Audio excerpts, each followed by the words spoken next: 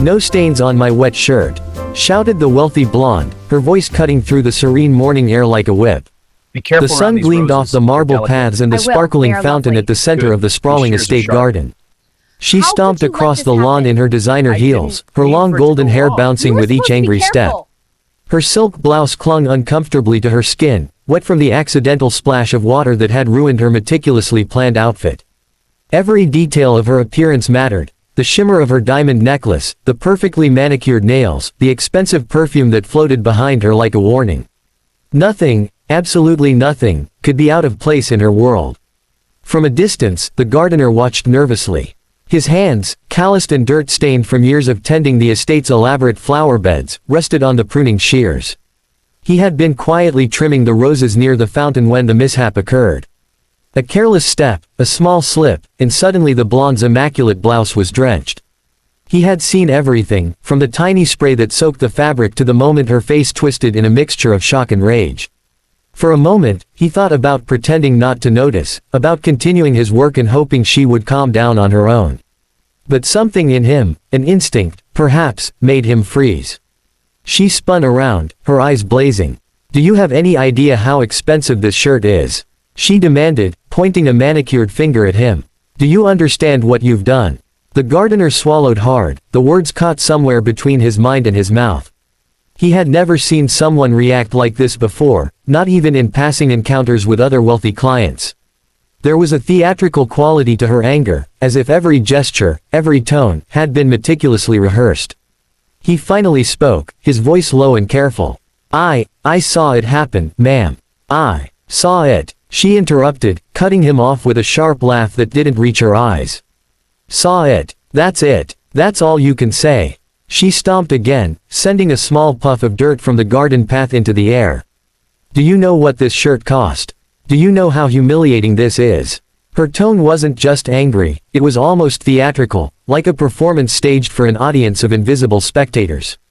The gardener shifted uneasily, feeling the weight of the tension pressing down on him. He wanted to explain, to say that it was an accident, that he had no part in it, but the words seemed fragile and inadequate. The fountain splashed quietly behind him, its gentle rhythm contrasting sharply with the storm of fury before it. The roses swayed in the light breeze, unaware of the drama unfolding just a few feet away. And yet, through the anger, through the scolding and the frustration, the gardener noticed something unexpected, a flicker, just for a moment, in the blonde's expression. A hint of vulnerability, fleeting and almost imperceptible, passed across her features. For all her wealth and her fury, she was human. And perhaps, in that instant, the gardener realized, this encounter would change more than just a wet shirt. It might change everything. The gardener took a cautious step closer, holding his hands slightly raised as if to show he meant no harm. I didn't mean for it to happen," he said carefully, his voice low but steady. "It was an accident, madam. The fountain," she snapped, cutting him off with a dramatic wave of her hand. Her wet blouse clung stubbornly to her body, and her perfectly styled hair drooped slightly from the water. "Do you know what I pay people for? To prevent this kind of disaster. I don't want excuses. I want results." She leaned forward, her gaze sharp, and he could feel the heat of her anger. As if it were a physical force pressing against him. The gardener swallowed and looked away for a fraction of a second, then back. His eyes met hers, steady and calm, despite the rising tension. "I understand, ma'am," he replied. I can help clean it, or find you something dry. Whatever you need." His words were careful, measured, honest. For a moment, the blonde's furious expression softened, though only slightly. She blinked rapidly, as if caught between indignation and curiosity. No one had ever spoken to her like this, without fear, without flattery, without trembling at her temper. There was a simplicity to his tone that unnerved her. She had spent her life surrounded by people who either feared her wrath or sought her approval, and now here was someone who treated her situation with quiet practicality. I don't need your help," she said finally, though her voice carried less venom than before. She crossed her arms, pressing the wet fabric of her blouse against her skin in discomfort. "You don't understand. This shirt, this is expensive. She broke off, searching for words, but the gardener simply nodded, waiting patiently. He stepped forward a little more, producing a soft white towel from the small satchel he always carried with him. "Maybe this can help," he suggested gently, holding it out. The blonde hesitated, a flicker of surprise crossing her face. No one had ever offered her something so simply, without a trace of condescension. She glanced at the towel, then at him, and finally reached out, taking it reluctantly. The gesture was small, but the moment felt heavy with significance. As her fingers brushed the soft fabric, something shifted. She noticed the rough strength of his hands, the quiet patience in his eyes, and the calm confidence in his demeanor. The anger that had consumed her moments ago began to melt, replaced by something unfamiliar, curiosity, perhaps, or even a faint admiration. She realized that in this garden, amidst the fountain's gentle splash and the swaying roses, the world she thought she controlled was not the only reality. For the first time that morning, she allowed herself a small, almost imperceptible breath of relief. The storm inside her chest had not vanished entirely, but it had softened.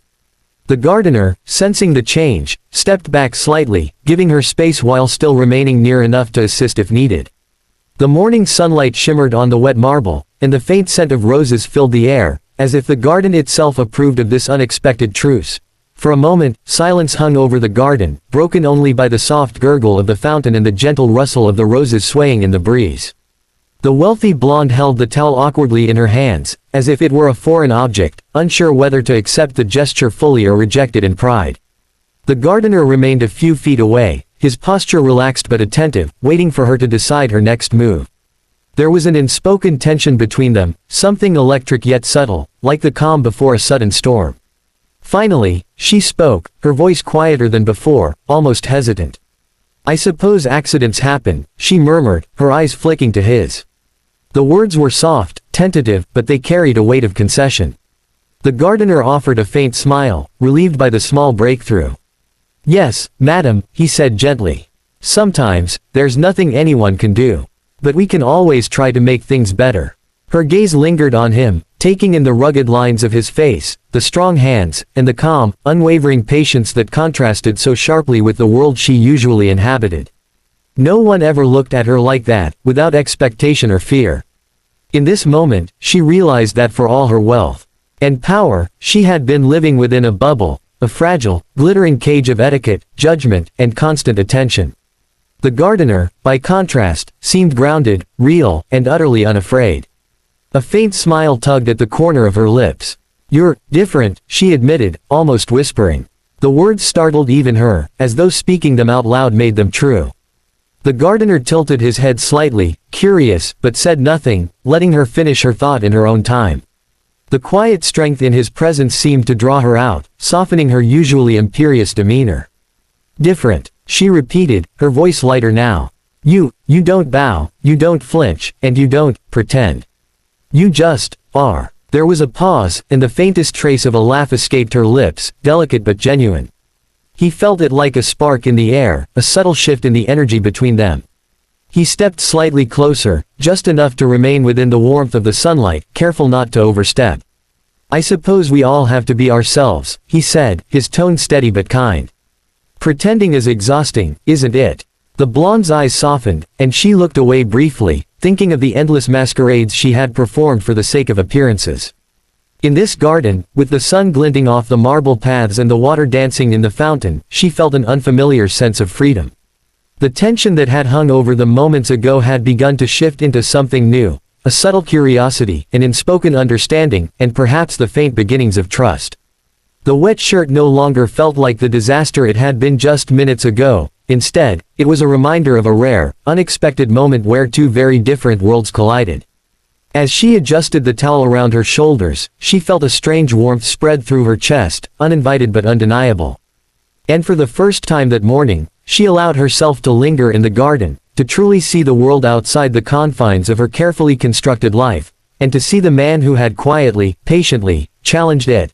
The morning light glimmered off the fountain, casting rippling reflections across the garden. The wealthy blonde adjusted the towel over her damp blouse, still holding it delicately in her hands, though the sharp edge of her anger had softened into something else, something unfamiliar, delicate, and quietly compelling. She glanced at the gardener, who stood a few steps away, his hands at his sides, calm and patient. The tension that had once felt unbearable now seemed almost absent, replaced by a fragile understanding neither of them had expected. She took a slow breath and allowed a small, tentative laugh to escape her lips. "I suppose, accidents happen," she said again, quieter this time, almost as if admitting it to herself. It was a tiny concession, but to him, it felt like a small victory, a crack in the polished armor of her perfection. The gardener's eyes softened, and he offered a faint, reassuring smile. He didn't speak, not yet. He simply waited, allowing the silence to carry its own meaning. The fountain's gentle gurgle and the sweet scent of the roses seemed to fill the space between them, as if nature itself were urging a truce. She looked around the garden, noticing the details she had never paid attention to before, the delicate petals, the intricate carvings on the marble fountain, the way the morning sun danced on the leaves. For the first time, she saw her world not as a stage for her own drama, but as something alive, breathing, and full of possibility. "Thank you," she said softly, surprising herself. Her voice was sincere, stripped of her usual layers of pride and performance. The gardener inclined his head slightly. "You're welcome, madam," he replied simply. There was no flattery in his tone, no attempt to charm her, just honesty and quiet respect. It was a rarity she found both comforting and disarming. She hesitated, then took a step closer, holding the towel closer to her chest. I've never had anyone speak to me like that," she admitted. Without fear, without pretending. "It's different." Her words hung in the air, fragile and tentative, like a leaf suspended above water. The gardener's expression softened, recognizing the courage it had taken for her to speak so openly. "You don't have to be perfect all the time," he said gently. "Sometimes it's the imperfections that make us human." The words resonated with her, stirring something deep inside, a part of herself she rarely acknowledged, hidden beneath wealth, expectation, and social performance.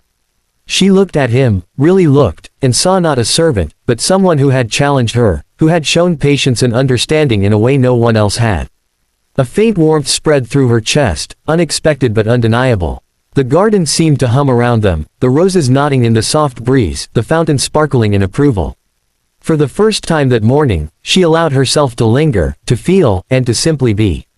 The wet shirt, once a symbol of disaster and humiliation, had become the unlikely catalyst for a moment of connection and understanding. And as she glanced at the gardener, she realized that something significant had changed, unspoken but permanent. In the quiet of the garden, amidst sunlight and flowers, pride had met humility, and both had softened. And in that space, a delicate bond had begun, fragile yet undeniable, promising something neither had anticipated when the day had begun.